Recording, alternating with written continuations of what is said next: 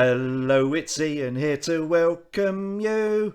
We're going to chat today with someone new. Then we will probably eat some stew. So come along and take a pew. Wow, what was that, mate? Oh, I just thought I'd put some words to the theme tune, Simon. Well, okay, but then we will probably eat some stew. Well, I ran out of words that rhyme with pew. To, blue, Q, glue. Oh yeah, I could of course have said, then we will probably sniff some glue. Good idea, I don't think. But yes, it probably still needs a bit of work. Anyway, sorry. Hello everyone, I'm Ian Wishart and he's Simon Clark, and this is indeed another episode of the Take a Pew podcast. Where are we today, Simon? Well, today we are in the northernmost reaches of the known world. What, Birmingham? Yes, but not just Birmingham, North Birmingham. And we've come to meet the wonderful Sarah Whittleston, co-lead pastor of Elim Church and leader of Elim's National Prayer Misery. I think that's ministry, mate. Oh, yeah, sorry. Sarah may also be a familiar face to some of our listeners from her fabulous work at Spring Harvest. Great. And being this far north, is Sarah a native Inuit? No. I think she's originally from Wales. Oh, right. Well, I guess we can find out all about that right now. This is the Take a Pew podcast with the Reverend Sarah Whittleston. Sarah Whittleston. Please don't sing to the theme tune, mate. But...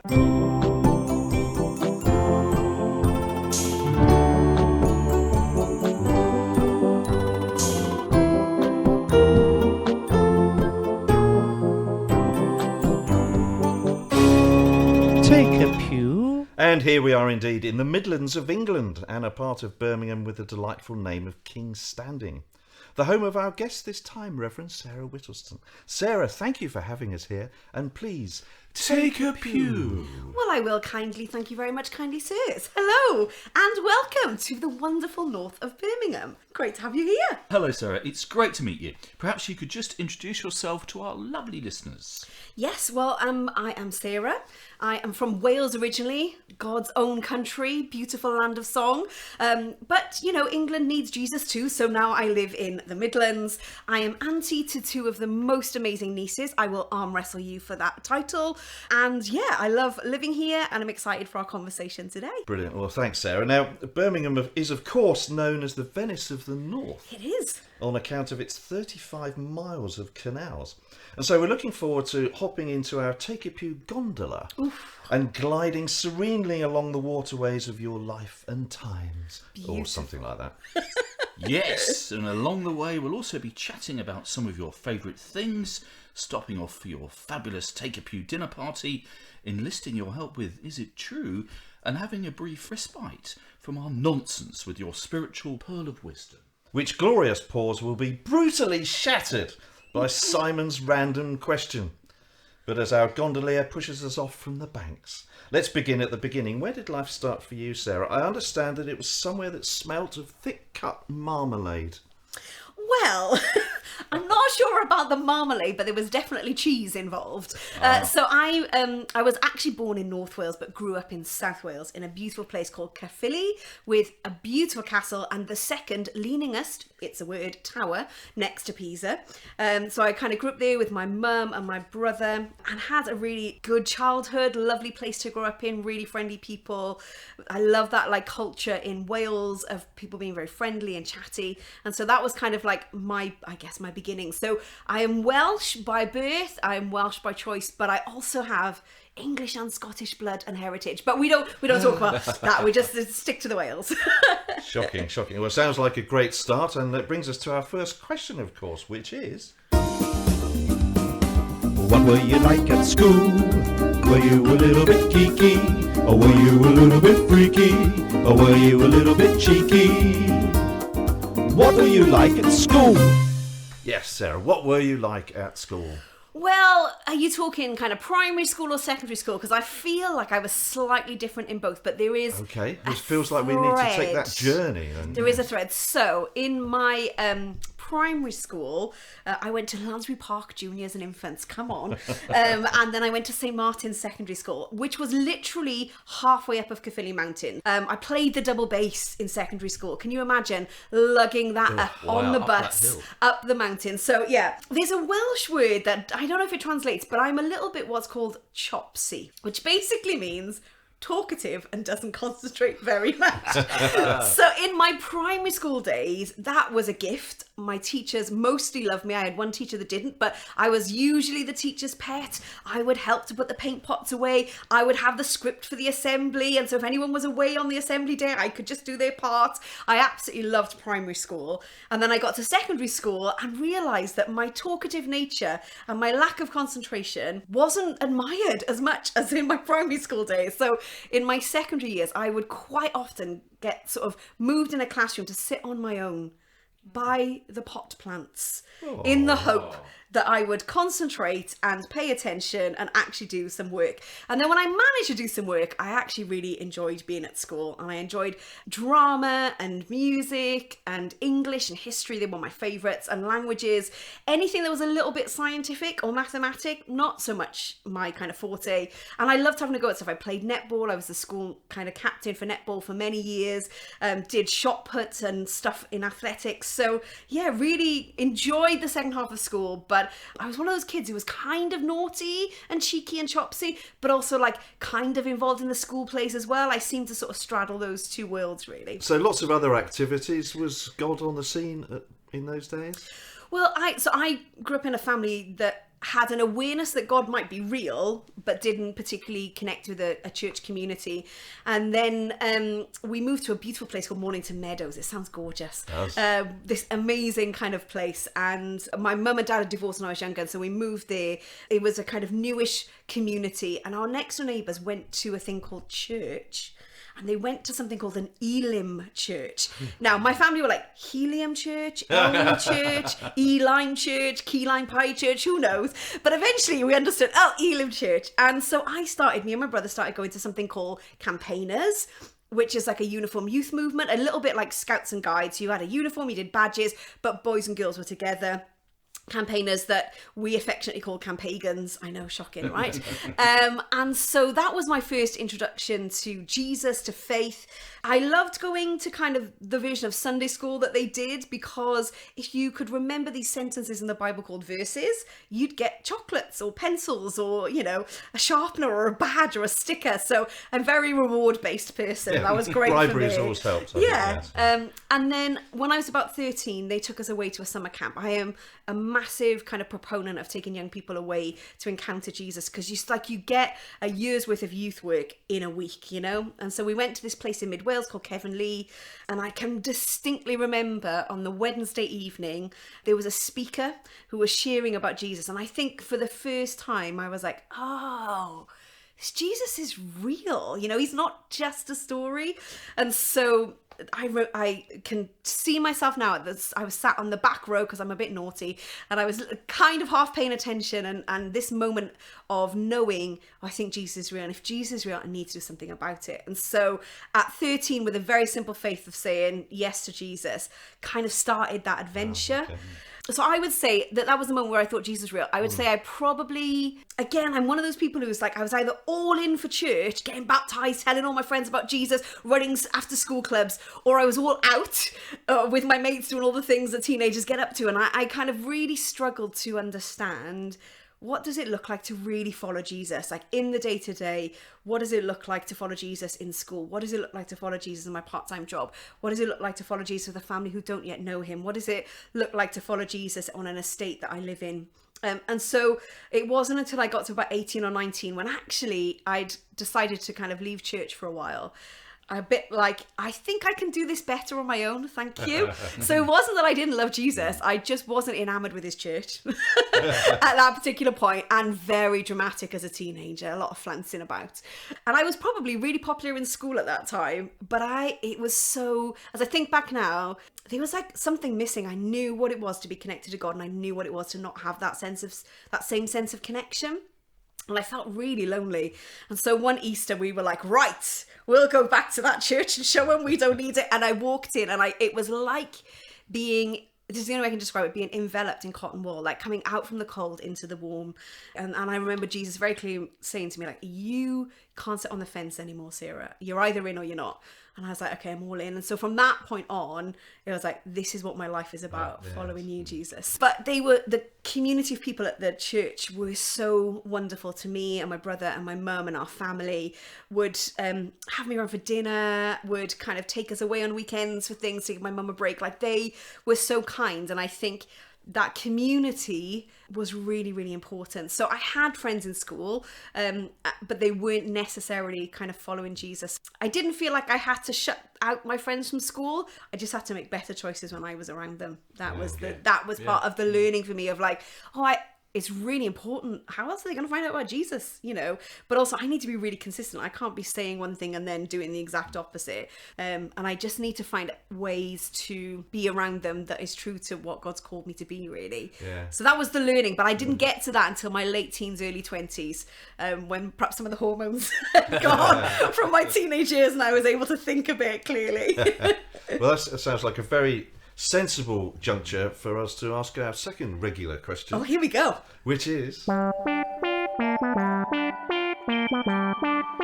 your fondest childhood memory? What's your fondest of all your childhood memories? What's your fondest? Oh. Yes. Sarah, what's your fondest, carefully chosen word, fondest childhood memory?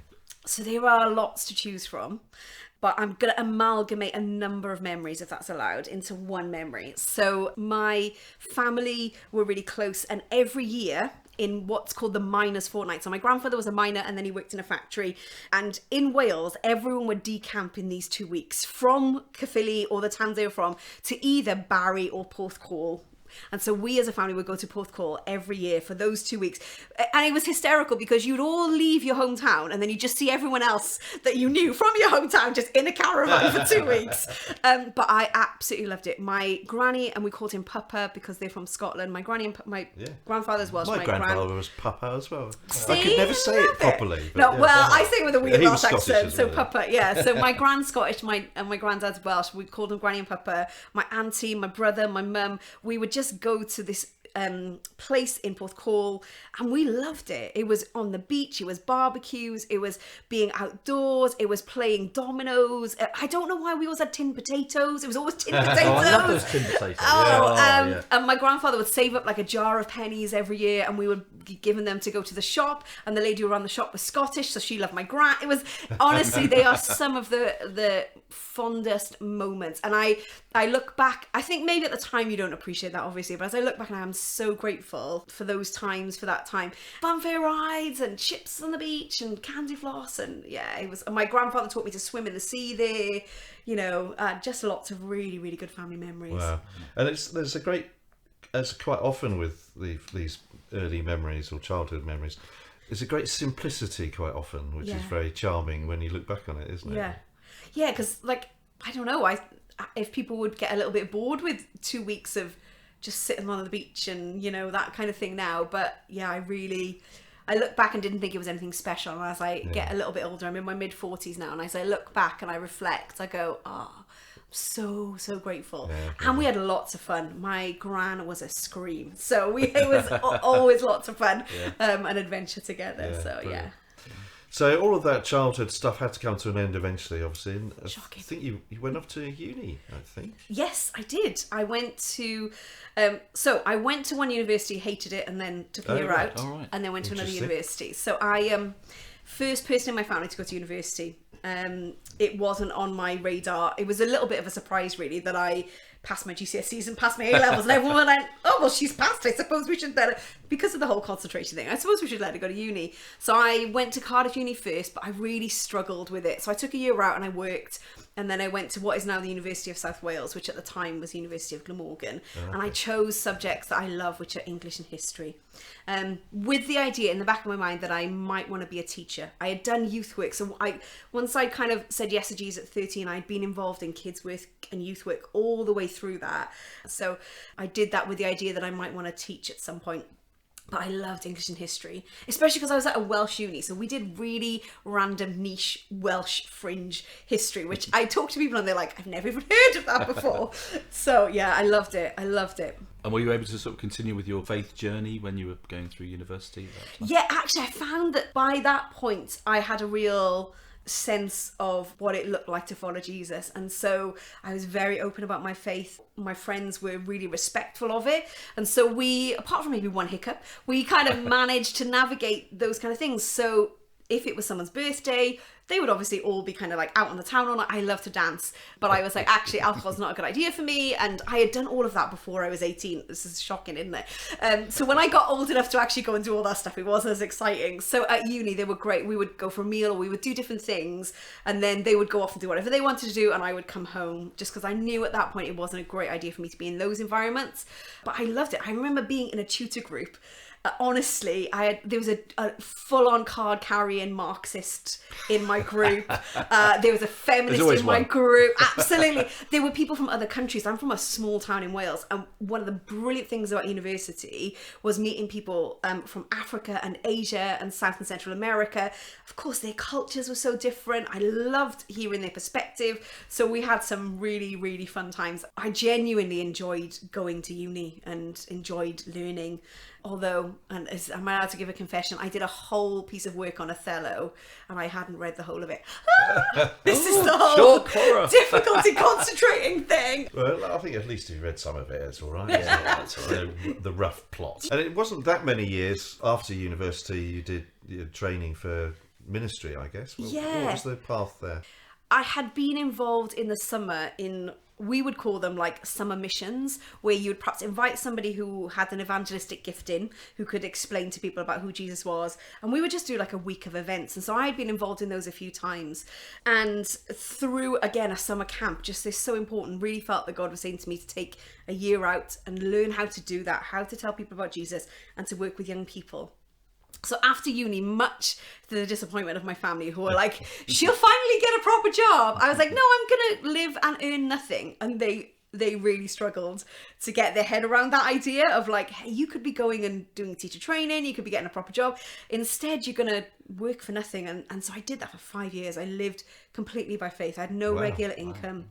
I had people at the church who would kind of sponsor me, and then I did a number of part-time jobs, but it gave me the freedom to do schools work locally, youth work locally, and then to travel with a guy called Mark Greenwood, who is now actually Elim's national evangelist. I would carry his bags around, listen to his jokes, laugh in all the appropriate places, and he trained me how to communicate and speak. So I did that for 5 years.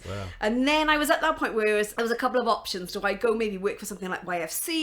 Do I go and work for campaigners? Do I go to Bible college? That was the least on the list, if I'm honest. Or do I actually go and do my PGCE and get a proper job? And in lots of different ways, God kind of made it very clear that I was to go to Bible college, to the point that I'd made that decision and someone rang me up and said, I want to pay for your fees. But yeah, so I went and did something which doesn't exist anymore within Elim context, called the School of Ministry. Sounds grand. Tell ya. Where essentially for a year, it's like a year's intensive course. And the idea of it was that you did some of the same theology as the year 1 and 2 theology students, but then you did loads of practical application.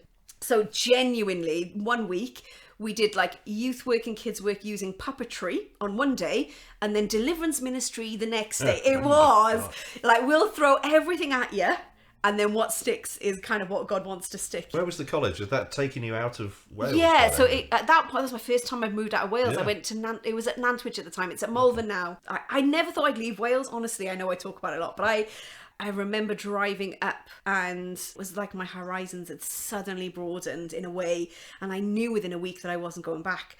Now I did not go to be a pastor. I did not go to kind of get ordained. I went because I thought it was important to get a bit of training to see what God wanted to do and say. And in that time, I felt that God had asked me to work in 3 areas. And a church, the Elim church in Gloucester, kind of had known about me through one of the summer camps I used to run, and they approached me and just said, look, we don't care if you train to be a minister or not, would you come and work with us? We want someone to work in these 3 roles, and they were the 3 things that God had said, these are the 3 things I want you to do.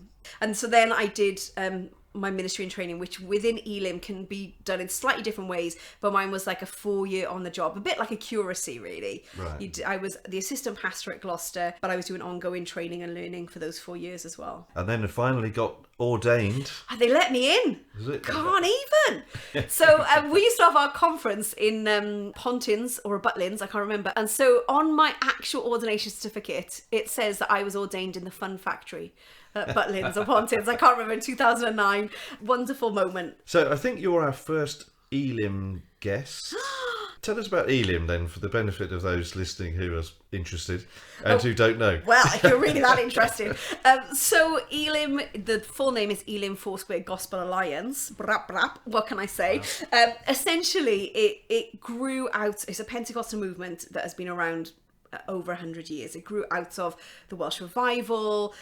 There were a couple of brothers, the Jeffreys brothers, who were Welsh, who experienced an encounter with the Holy Spirit, and some of the traditional churches didn't quite know what to do with these fiery Welsh people. So they would do tent kind of missions, pray for healing, would see incredible healings. Then the people would go back to the traditional churches and they wouldn't know what to do with them. And so then churches began to be kind of created out of those moments, really. But I don't think the idea originally was to start a denomination or a movement, but it kind of grew out of, where do we go with all of these people? Right. And then there was an Elim church in Caerphilly. So that's kind of my connection. It wasn't that I was particularly looking for a type of church. Just happened to be that, my neighbours yes. went, and to be honest, I'm grateful, because it was loud and it was clappy and happy, and I think I might have struggled in something. Although now, it's so weird now, I would call myself an Anglicostal or a contemplative charismatic, because I absolutely love liturgy and contemplative practices. I do a lot of that stuff. That's kind of a potted history. I apologise now to Elim's history guy.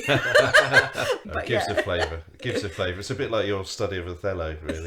Yeah, exactly. Partial. I'm going to find that might be a bit of a theme.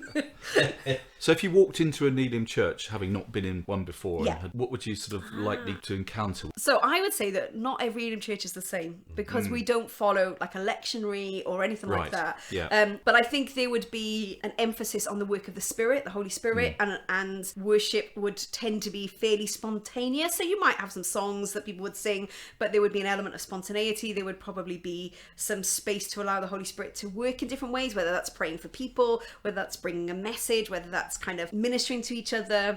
We really love the Word of God. Some kind of sharing around God's Word. That could be someone preaching, that could be in groups, you know. So yeah, hopefully any Elim people out there listening, we would be friendly and welcoming. And one of the things that's really fascinating, as we've done some research over the last few years for Elim, is how diverse we are.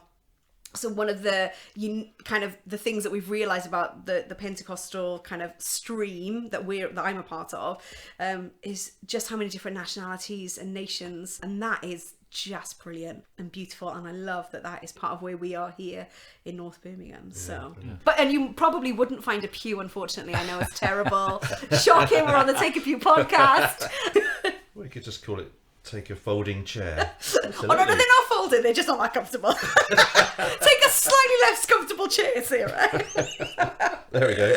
So you're currently the co-lead pastor at Elim Life Church locally. What's the balance between the local and the national, which you've talked about? Because obviously you've got the national prayer role as well. So so I split my time between the two, and the local church have been incredibly releasing of that. And my role this year will be changing to become much more around prayer and leadership development at the church. So it'll be much more kind of focused and specific, which echoes kind of what I'm involved in nationally, which is prayer and leadership development. So I think because I'm ordained and because I've been doing this a long while now, that's kind of how the sort of co-leading thing has come about, which is quite unusual in an Elim context anyway, to have two people who aren't married leading a church together. And I did that with the previous minister and doing that with the current minister, and that's just about sharing responsibility based on your gift, really. So it's a case of taking different areas and being responsible for that. And we had, during COVID, our previous minister, who'd been around for 20 years, lead pastor, had left, and so I kind of led us through that with the team here. And again, it was just another one of those moments where I knew that wasn't the thing that God was asking me to do with all of my time, to lead a local church. This community have been incredible to me, particularly over the last few years, and I love being part of it. but I just feel called to not serve only one local church, but to serve the church in a kingdom way. And one of the ways in which I do that is through prayer and some leadership development coaching. Really passionate about growing leaders and cheering them on and encouraging them, particularly women leaders. So busy times. And we mentioned at the start the spring harvest role that you've had. You've obviously done quite a lot with that. Well, it all happened because one year their focus was all around prayer. And they needed someone to come and do the morning second session study, which was the chatty chopsy bit. And I was like, hey, I can do that. I can talk about prayer for an hour, no worries. Then after that was asked to be part of what's called the Spring Harvest Planning Group. Essentially, we're kind of like the theme leadership team. The people who work for Spring Harvest and Essential Christian do all the hard work through all the year. And we kind of help with some spiritual oversight and encouragement, and it's one of the highlights of my year. I look forward to it every year, to working with that incredible team of people, and then all of our contributors and guests that come. It's brilliant. Yes, and obviously this year, as previous couple of years, there's been an at-home stream, so people who can take part in the event without actually going to Minehead or Skegness. And you were very much one of the lead faces of that, which you did so wonderfully well. Well done. I just bob up and say, it's because I wanted to be a Blue Peter presenter when I was a kid. I'm getting to relive my dream now. Naturally in front of the camera, I think. It's very cool. But really important. And we did that when COVID came. That was one of the ways in which, the only way in which we could do it, but felt it was important to keep it, because for people who perhaps have various disabilities or have a family situation or a caring, they can't physically come. But we've realised that there's a whole community of people, and that online community, Spring Harvest at Home, has grown so much over the last few years. And having been someone over the last few years who hasn't always been physically very well and able to get to things, I appreciate that in a way that I didn't before. So it's a privilege to be a part of that, although they kind of put us in a broom cupboard. So if the weather's nice, we don't know, we're in a broom cupboard, we kind of come out and have a look around, see the sun for a few moments, and then we're back in. It's great fun, great team that I work with. Although equally a lot of the time in Minehead it's probably quite safe to be in a broom cupboard, I imagine. So? No comments. No. I'm only joking. It's brilliant. It's fabulous. It really is. Yeah, and you kind of touched on it there, because the last 18 months, fair to say, you've had other challenges to deal with, haven't you, outside the working environment? In February 2022, I was diagnosed with breast cancer, which came as a complete shock out of the blue. I'd found a lump Christmas week the year before, thought it was an abscess. I was supposed to be going on a trip with Spring Harvest to some of our partners with Open Doors. And so all I was bothered about was getting the tablets to make me feel better so that I could go on the trip. And then we realised it was a lot more serious than that. And so I had 6.5 months of chemo, I had surgery to remove the lump, and then I had some radiotherapy. And then in March of this year, I got the all clear. They don't say all clear, they say no evidence of disease, because they're hedging their bets. That's fair dues, that's right. Yes. I'm going to call it the all clear. Yes. But I can't, time won't allow to just say how difficult that year was and how challenging that was, and probably the most difficult thing I've been through. The treatment that helps you harms you too, and so some of the after effects of that will be life-altering forever for me. But so grateful. My family, my friends, my church community fed me like 3 times a week for a year, took me to hospital things. My housemate was also our assistant pastor, was my part-time carer. My family would come up from Wales to help out. It was really hard at first to go from being the person that people come to for help to being the person that needed help. And I found that vulnerability so difficult. But I'm really grateful now. As I look back, I'm like, wow, I would not have experienced community. I would not have experienced the faithfulness of God in the way that I did if I hadn't allowed myself to be vulnerable. And I remember getting the diagnosis and coming out of the hospital. I was on my own because we weren't expecting it to be that. And I came out of the hospital on my own, and where they had gone, this could be cancer, we'll let you know next week. And I just heard the whisper of God saying, it's okay, kiddo, I've got you. And he did, and he has. And I knew fairly soon into the kind of diagnosis, I was praying, God, can you heal me? Can you take me out of this? And I felt like God said, no, I'm going to take you through it. You know, you've always walked by faith, Sarah, so this is just a really difficult set of circumstances to walk by faith through, but I'm going to lead you through. And people have said to me, you know, did it shake your faith? And honestly, it made it stronger. Just like when you've got nothing else to cling on to but Jesus. But just such kindness from God and such kindness from people. in a really horrific, traumatic, difficult year. It's really interesting because you learn to live with uncertainty. And so there is a real fear. Years before, I had a sabbatical 5 years ago and I turned 40. And I can honestly say that I felt like a different person coming out of that sabbatical. I felt like God had that striving, and I was very fear-based. God just kind of took all of that away. So I felt like I dealt with a huge amount of that stuff. And so I think that stood me in good stead for this year. And I also wanted to be really honest with people about how difficult it is, because again, I think sometimes you can look at leaders and their reflections, and my reflection has been all the good stuff about God. But the reality is that there were days I couldn't walk up the stairs, and days where somebody had to wash me, and days where somebody had to feed me, and days where it would take like 9 attempts to get a cannula in and I'd be crying in pain. So I wanted people to realise, hey, I'm not taken out of this stuff. I still experienced it. I don't have like some sort of special pass because I'm a leader. So yeah, I wanted to be honest about the reality, but I absolutely knew God's faithfulness. In Isaiah 54:10, which was my baptism verse when I was 13, it talks about that the mountains be shaken, the hills be removed, yet my love for you, my covenant of peace will not be removed. And that felt like such a firm foundational verse that I just clung on to. Yep. It feels like a roller coaster. You live with uncertainty. You feel fear. Like every time you go for a scan, you're like, oh, what's going to happen? Is this changed? Is this better? Is this worse? But at the same time, you can experience legitimate fear and know incredible peace. And I think I hadn't quite understood that those two things you could live in the tension of those and still experience God's goodness. And my friends and family were brilliant at creating moments that I could look forward to. You know, whether it was, I'm going to go to the park and get out, whether it was, you know, whatever it was, like we had a post-surgery bingo on my fridge, and it was like, I can watch all of Lord of the Rings, or I can read this book, or I can use this, like, so that even though I was very much housebound for most of that year, that there was still a sense of trying to find life in Christ, in it, and sometimes in spite of it. So yeah, brilliant. That's really helpful, actually. Thank you, Sarah. And hallelujah, that's for the all clear. Absolutely. The hero's coming back. It's all good. Well, it's been quite a journey so far, and we'll have a little look round the bend to the future after our dinner break. Woohoo! But we'd like to warm up for dinner Oh, okay. by playing the little game we call My Favourite Things.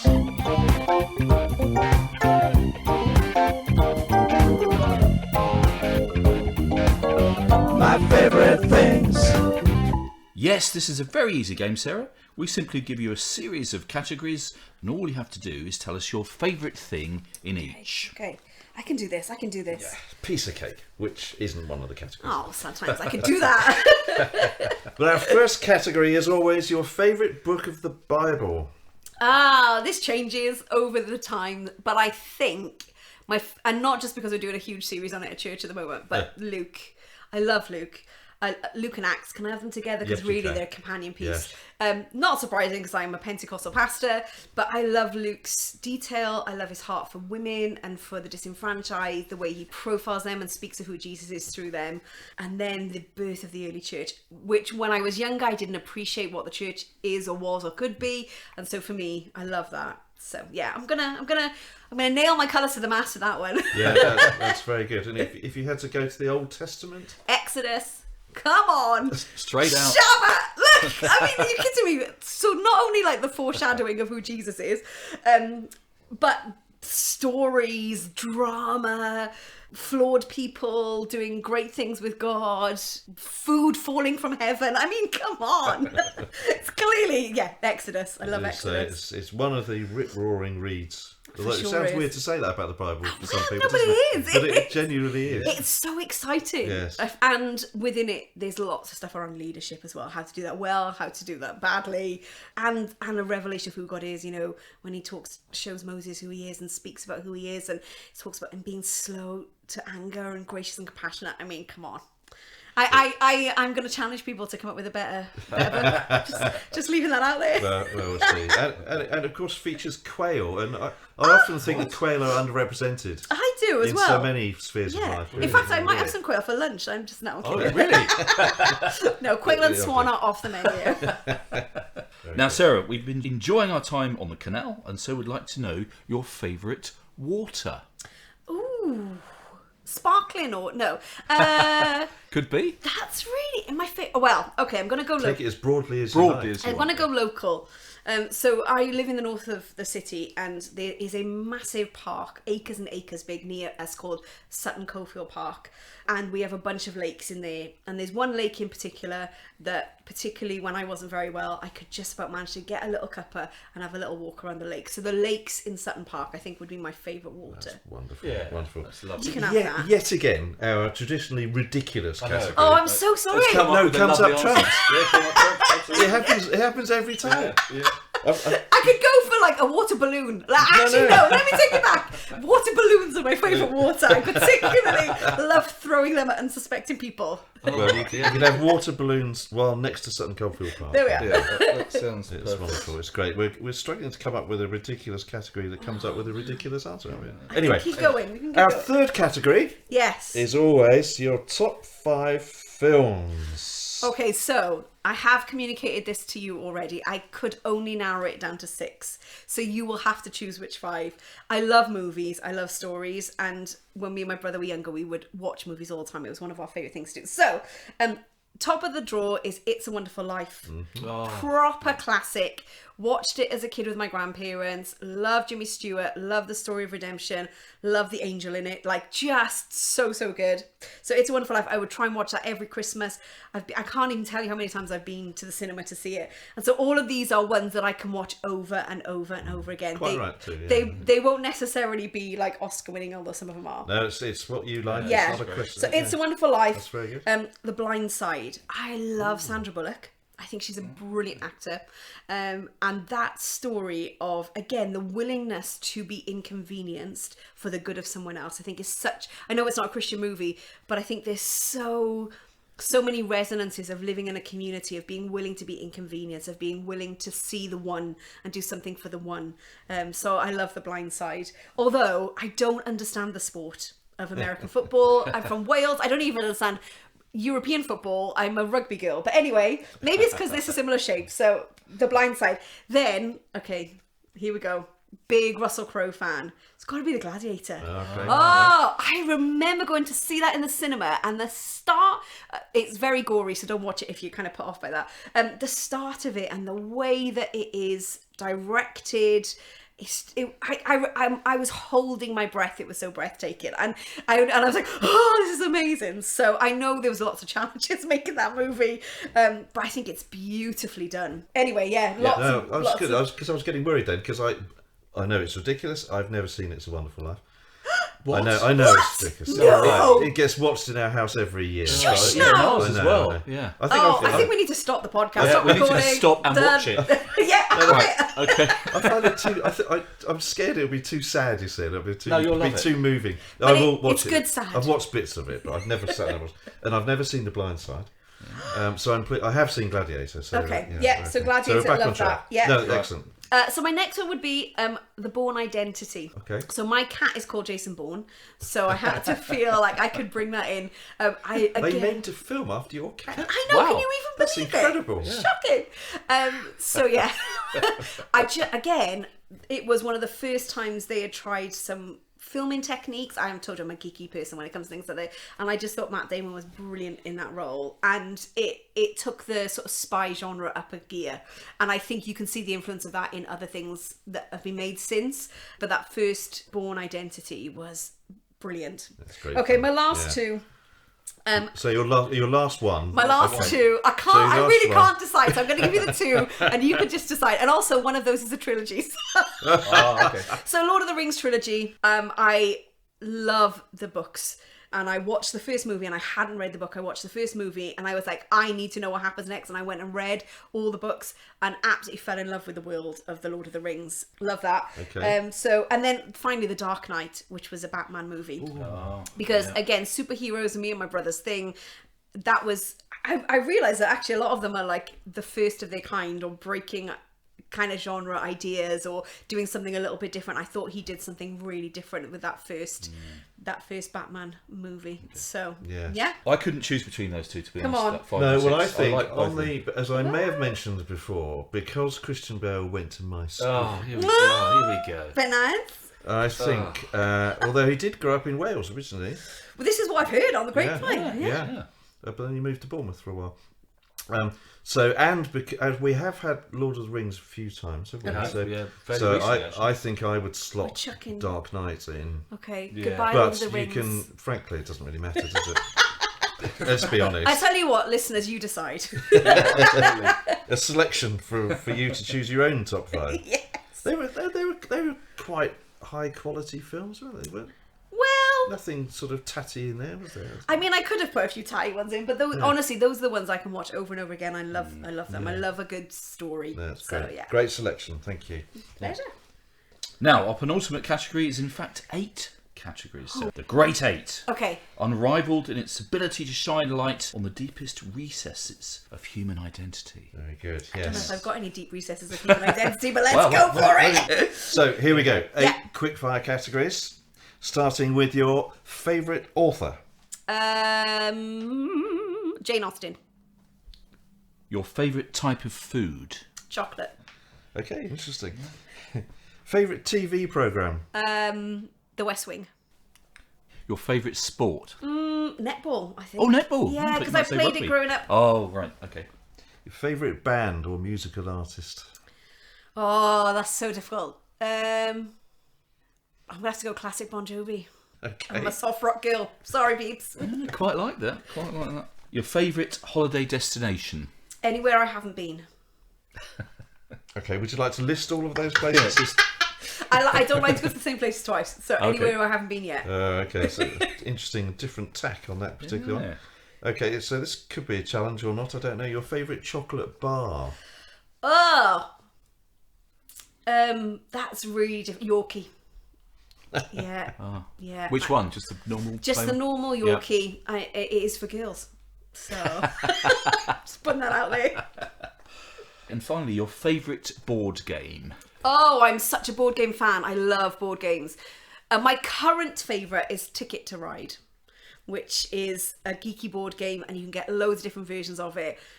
We bought a version for a friend in lockdown who was part of our bubble, and we have now fully geeked out into the Ticket to Ride universe. So yeah, love So it. briefly, what is that? Because I've got no idea. Oh, well, it's a board game where the idea is that you get from one part in a nation to another. So there's like an American version or a London version, and they're trains. And so using cards, you have to plot your way across, but you can block people. And then at the end, you kind of count up how far you've got and how much each journey is worth. And that's who is the winner. Wow. Brilliant. And presumably all those editions, you always end up in the Isle of Wight. No, but I am going there on holidays this year. Oh, not that ride. No, sorry. Oh, I see. Oh, I guess no. Sorry about that. No. Anyway, a final category Go. is always multiple choice. All right, okay. So I'll give you 3 possible answers. I'm listening. And Birmingham is, of course, famous, apart from canals, for having the world's largest collection of pre-Raphaelite art. Not a lot of people know that. So we'd like to know your favourite art. Okay. So 3 possible answers. The Dickensian ragamuffin, the Artful Dodger. Right. The Greek goddess of wild animals and hunting, Artemis. Or artichoke soup. Ooh. Your favourite art. So I'm going to find that quite difficult because I'm not a big Dickens fan. I thought you might be, actually. No, I know. People expect me to. And Yeah. again, another confession. This should be called Confessions of the Podcast. Take a pew. Not a big fan of artichoke. So it's going to have to be Artemis. I've got a cat, so animals. Then, yeah. That's fair enough. That by process of elimination, it is Artemis. Well, my favourite things is the game which just keeps on giving. I'm sure you'll agree. But we must move on because as we moor our gondola up against the stripy lamppost, I can see that the serving staff are already emerging with platters of delicious fare. And that must be because... It's the fabulous Take a Pew dinner party. The miraculous Take a Pew dinner party. The food is quite irrelevant and some of the guests are odd. It's the impractical, fantastical, take a mute dinner party. Yes, Sarah, we've rented a delightful canal-side house for you. Very nice. And a particular feature is the magnificent dining room, the perfect setting for you to host your miraculous take-a-pew dinner party. A quick reminder of the rules. Obviously, you can have all of your family and friends at the party, Great. but there remain 4 empty chairs for you to fill. Yes, and to do that you have to select one person from any time in history, dead or alive, a cartoon character and a non-domesticated animal. And then on the final chair we find a gramophone player which will play the single piece of music of your choice throughout the dinner. Wow. So, Sarah, your first choice. The one person from the whole of history that you would choose to join you for dinner. And remember, it can't be anyone who appears in the Bible or any of your family. Okay, so I found this really difficult because, as I've said, I'm a history geek. But I have actually chosen Jane Austen. I know I had her in my earlier category as one of my favourite authors. But she had an acerbic wit. She was ironic and sarcastic and sardonic. And I would love a conversation with her. Plus, she spent a lot of time at Bath. She might be interesting. Find that out. Yeah. So yeah, Jane Austen. I think she would have a lot to bring to the conversation. She spent a lot of time in the bath, did you say? Well, I Bath. wouldn't know about that, but in the place of. She might have spent a lot of in time in the Bath. bath I see, as well. right, yeah. I felt like I said that with a proper accent, not bath. Bath. That's It's true. Bath, Yeah, like, you yeah. did. Yeah, that's very good. One of my favourites. So yeah, Jane Austen. That would be. So when was she? 1700s? Was that Jane Austen? a little Later bit, that. yeah, a little bit later. Maybe, Was it? Yeah. Was it? 1986. That sort of time. No, but I read every school person like of an age did Pride and Prejudice when they were in school, but that was like my gateway drug to Jane Austen because I then just got obsessed with her writing and thinking, and she does this brilliant little known book called Northanger Abbey, which is an absolute mick take of sort of a gothic fiction novel. I would just love a conversation with her about that. Yeah. That would be fun. Sounds brilliant. So Jane is there, bless her. Yes. And joined by a cartoon character. So this one, right, he existed in the 80s, which is when I probably was watching cartoons. I'm gonna go for it. Inspector Gadget. I want Inspector Ooh, Gadget. yeah. So go Gadget arms. Yeah. Right, because I think we would have to bring his niece Penny with him because she's the real genius. And so maybe it's the fact that he's got a niece who's a genius, and I really appreciate my nieces. And also he's a little bit of a funny sort of buffoony type character. I think they've brought a new version of the cartoon back, but obviously it's nowhere near as good as the 80s version. You know, we'd be escaping Dr. Claw. So yeah, Inspector Gadget. Brilliant. That'd be great doing all the washing up afterwards as well, wouldn't it? You Absolutely. could clear everything up. I feel Just like he's a fantastic. multi-purpose guest. Yes. A multi- Well, it's rather an imposition on your guests to get them to do all the clearing. Well, I suppose so. I know it's what you do, Simon. Well, I know. I'm like, if you come into my home for tea, you're part of the community, everyone mucks in. That's true. Yeah. Although maybe Jane, you wouldn't have to. Brilliant. So Jane Austen, Inspector Gadget, and Yeah. then we've got a non-domesticated animal. So again, true confession, a few years ago I realised I didn't have an animal that was my favourite animal, and I felt like I couldn't exist in the world in such a way. And so I went on a quest to discover my favourite animal, and my favourite animal is the otter. For lots of reasons. One reason is that not many animals, as they get older to be into adulthood, play, but otters do. They're keystone species because of their kind of work in the ecosystem. They like ice, so they could be making up some mocktails or some cocktails for us. And they're not picky eaters. They really like to eat, which I like the idea of. So yeah, bring on the otters. I think that's a delightful choice. Yeah. I rather like I it. thought about it. Yes. Would you let them run on the table? Yeah, not bothered. Right. Yeah. Yeah, absolutely. Especially if they were bringing food to me, that would be even better. And they could go for a swim in the canal. They could absolutely go In for a swim in between the canal. courses? Yeah. That'd be And magnificent. if we were stuck, they could go find us some fish, bring it back, Yes. you know. And then all we have left for that wonderful assembly Mm. is a piece of music to play repeatedly throughout. There is only one song, and this was a very easy choice for It's me. just Bon Jovi, you know. It would be Living on a Prayer. I, by was, Bon Jovi. I knew you were going to say that. I knew I you were have going to say seen that. them in concert a number of times. I have badly sung their songs to karaoke on many an occasion. Should we have a go now? Just No. Because I did it in church a few years ago for one of our summer series, and it's so bad, and they keep playing it back to me, going, Sarah, you sung this one now. And I was like, oh, the shame.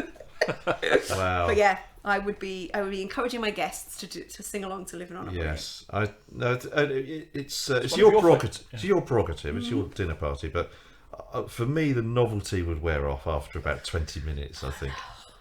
There's so much because I'd also Johnny used be to work on the exhausted. docks. There's a lot in that song. There's lots of So much. Yeah, Gina wow. brings her pay home for love. Like, there's just so much. And we're halfway there. There would be hope that we would get through the meal and out the other side. Yes, no, it's Listing fair enough. of No, it's a perfectly adequate I song. like it. It's a good song. No, that's great. Well, I imagine that you may well actually be having a dinner party just like that in the next couple of weeks. I would have thought so. Yeah, I mean, But in the meantime, we return briefly to the Whittleston Canal cruise wonderful. as we turn to the future and ask you. 12 years from now, what would you like to be doing?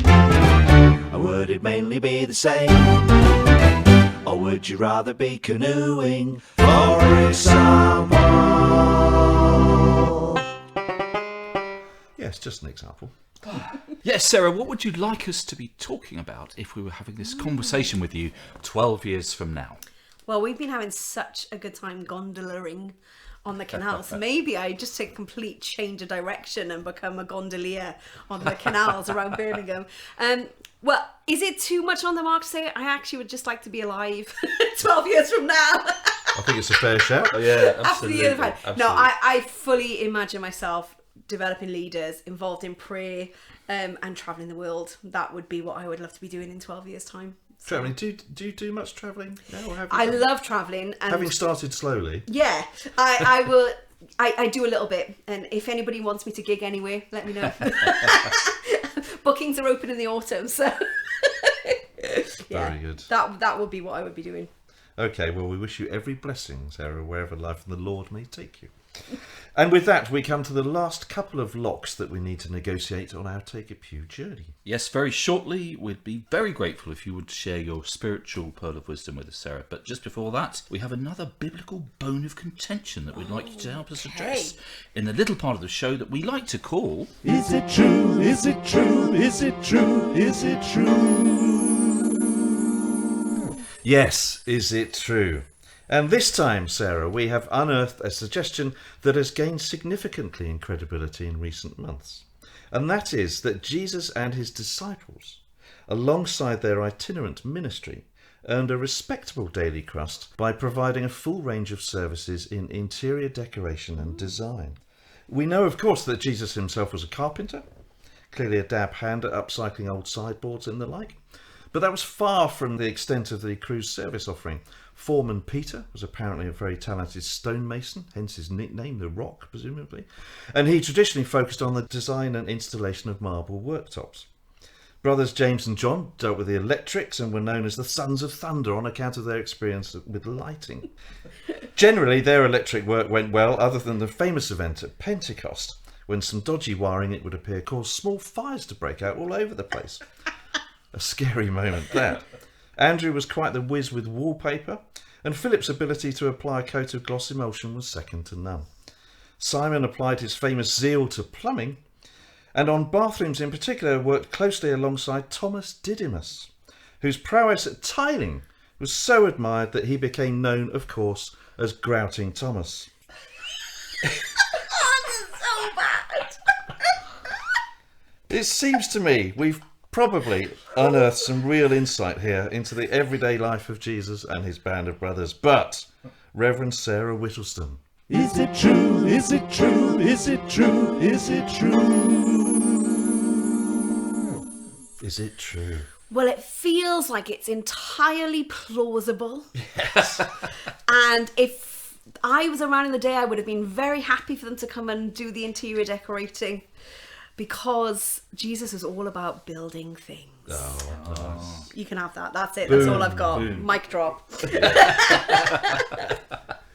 I think it's... well, they did have other occupations, didn't they? But I'm not sure they were them. But I've done a lot of research on this. They could. Do you know, they really could have. Absolutely. Although I'm not sure I would employ Sons of Thunder to come and do my electrical work. No. But, you know, That's a recipe for disaster. each I their think. own. Yes.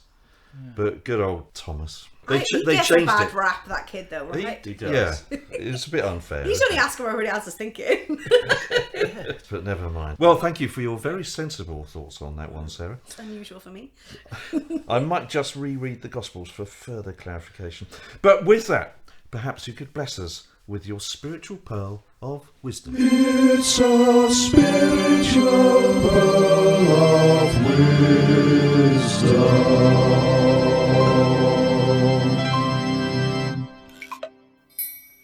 Well, I'm not sure I would call it a pearl of wisdom, but it is a thought that has been with me for a really long time. So I'm going to just share for a few moments on like my favourite verse in the Bible, which actually isn't out of my favourite book, but don't judge me.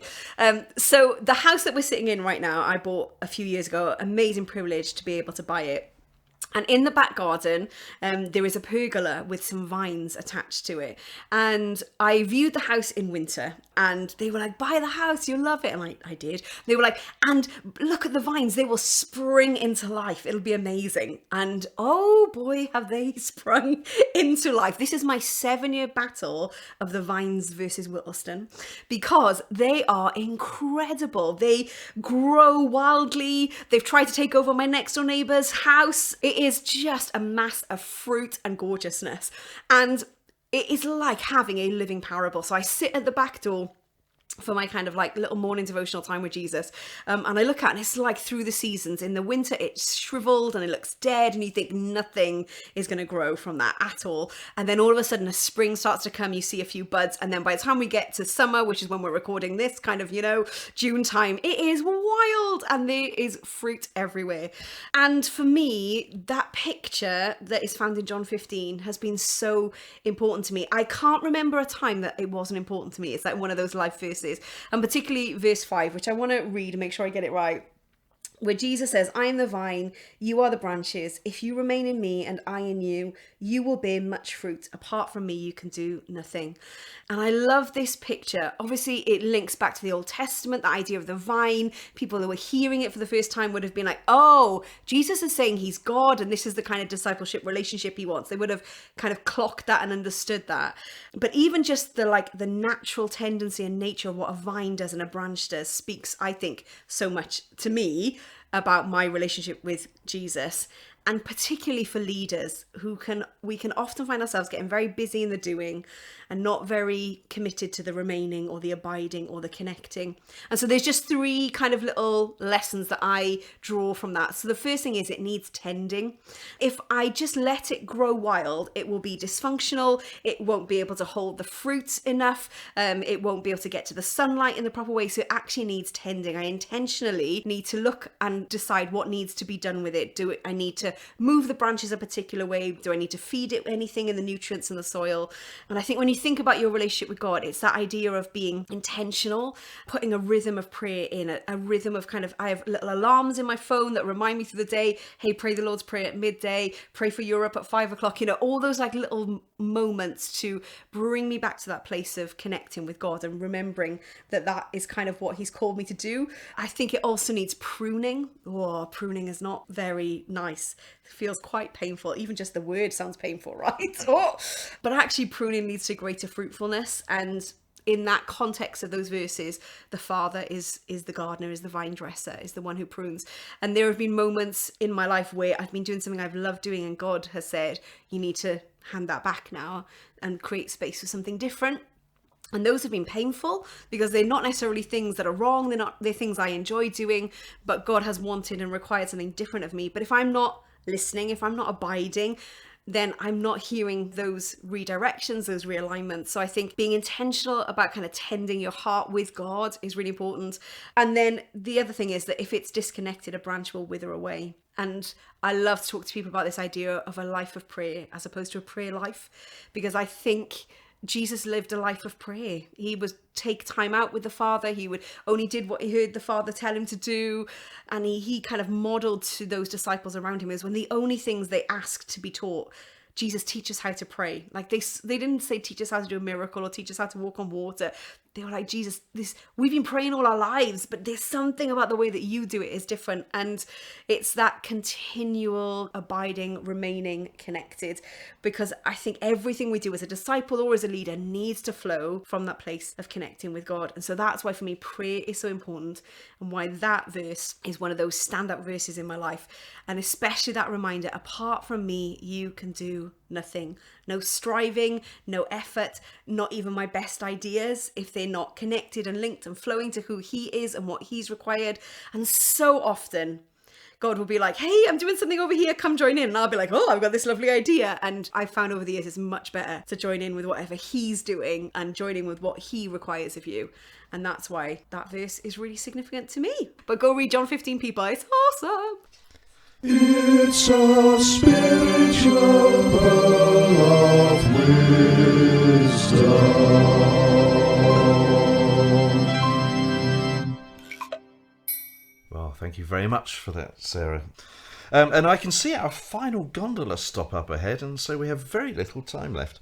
It would be great to spend that time wisely, but unfortunately we have to do exactly the opposite, because I'm afraid that it is time for... Simon's random question. Simon, what is your random question for Sarah? Well, Sarah, Birmingham just last year hosted the Commonwealth Games. It's also home to several top-flight football teams, and just next week it will be hosting the first Ashes Test match. So, it seemed appropriate to ask you something about sport. And my random question for you is this.